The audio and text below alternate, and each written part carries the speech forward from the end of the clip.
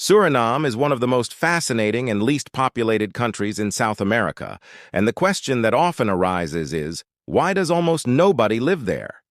Unlike most of the continent, Suriname and Guyana are the only South American nations that are not Latin, as they were colonies of the Netherlands and Great Britain rather than Spain or Portugal, which already makes them very different from their neighbors.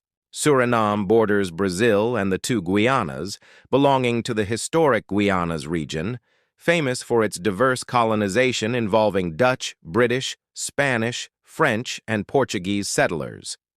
Despite its rich past, Suriname is today the smallest country in South America, covering about 163,000 square kilometers and housing just a little over 600,000 inhabitants, which gives it an exceptionally low population density of roughly 3.8 people per square kilometer. The capital, Paramaribo, still shows Dutch architectural influence, and around 60% of the entire population lives there, with another 20,000 being Brazilians who migrated to the country.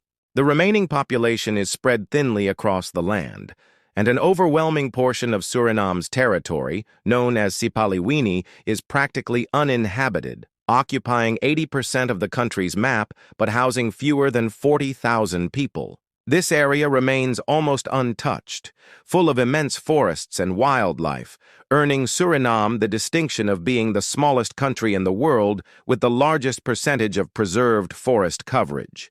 To put this into perspective, if Brazil followed Suriname's model, only states like Paraná, Santa Catarina, and Rio Grande do Sul would be populated, while the rest would remain pristine forest.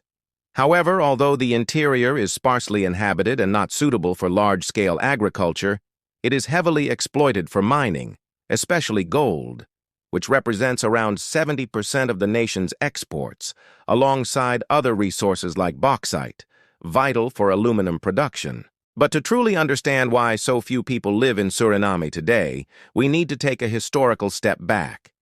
For centuries, the Netherlands, part of the Kingdom of the Netherlands, or colloquially just Holland, controlled Suriname until 1975, when the country finally achieved independence. The Dutch colonial strategy was simple and brutal. Ships crossed the Atlantic packed with African and Asian slaves who were forced to work under harsh conditions in Suriname's plantations. Many did not survive the long, disease-ridden journey. Those who did were put to work growing crops, especially sugarcane, which became the colony's most important export.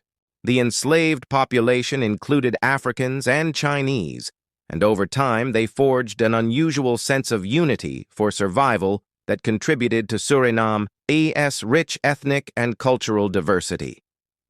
To this day, the country is home to numerous languages, religions, and traditions, reflecting centuries of blending between indigenous peoples, African descendants, Asian migrants, and European settlers. At certain points, the British and even Americans briefly controlled Suriname as well, adding to this diversity. However, after gaining independence in 1975, Suriname's history turned darker. Instead of stability, the country fell into a period of coups, corruption, and authoritarian governments. Nationalism and sovereignty were undermined, industries suffered heavy losses, jobs became scarce, hunger spread, and the population fell into chaos. This bleak period lasted until the mid-1990s, when democracy stabilized somewhat and economic recovery slowly began. In 1995, Suriname had around 300,000 inhabitants, and today that number has doubled to over 600,000, reflecting progress. Quality of life indicators improved, healthcare investment increased, and life expectancy rose. Yet along with these signs of development, a new threat emerged: organized crime. Deep in the forests of Sipaliwini and other interior regions, multi-million-dollar illegal industries, especially illegal logging and resource extraction, flourished, providing jobs and gaining protection from local communities, while the government, underfunded and lacking infrastructure, proved powerless to stop them. Political scientists even warn that such groups, wealthier and better equipped than the state itself, could one day take control of Suriname. Infrastructure challenges exacerbate this vulnerability. Despite having many rivers, Suriname has very few paved roads, limited land transport, and no conventional land exit routes to neighboring countries.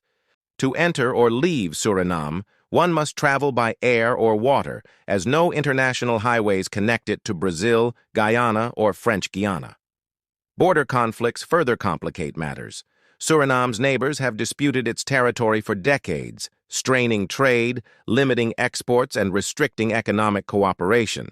Still, natural resources remain central to its economy. Since the 1980s, Suriname has exported oil, and production has grown significantly in recent years, with new fields being discovered that promise to increase national revenue. Combined with abundant gold, bauxite, and timber, Suriname is extremely rich in natural wealth, but this dependency on commodities leaves the economy vulnerable to global price fluctuations. To counter this, the government is trying to attract foreign investment and expand infrastructure, education, and healthcare to achieve sustainable development. Yet, major obstacles persist. The country lacks a skilled workforce, population growth remains slow due to low birth rates, and many young, educated citizens emigrate to developed nations in search of better opportunities, creating a brain drain. This pattern explains why, despite its size and resources, Suriname remains sparsely populated and economically limited. Suriname's story is one of paradox. A small nation with vast forests, incredible cultural diversity, immense natural wealth, and yet very few people. Its isolation, history of colonization and slavery, political instability, economic dependence, infrastructure challenges, and population outflow have all combined to keep it underpopulated and underdeveloped. Nevertheless, Suriname's unique path also makes it a country like no other in South America, a hidden corner of the continent where history, culture, and nature intersect in ways that are both fascinating and fragile. The future of Suriname depends on how it can balance resource exploitation with sustainability, strengthen governance against crime, improve education, and opportunities to keep its youth at home, and resolve conflicts with neighbors. Only then will it be able to transform from one of the least populated countries in the world into a stronger and more stable society. Until then, Suriname will remain one of the most curious, underexplored, and least inhabited nations of the Americas, a land where forests stretch endlessly, rivers run deep, and people remain few.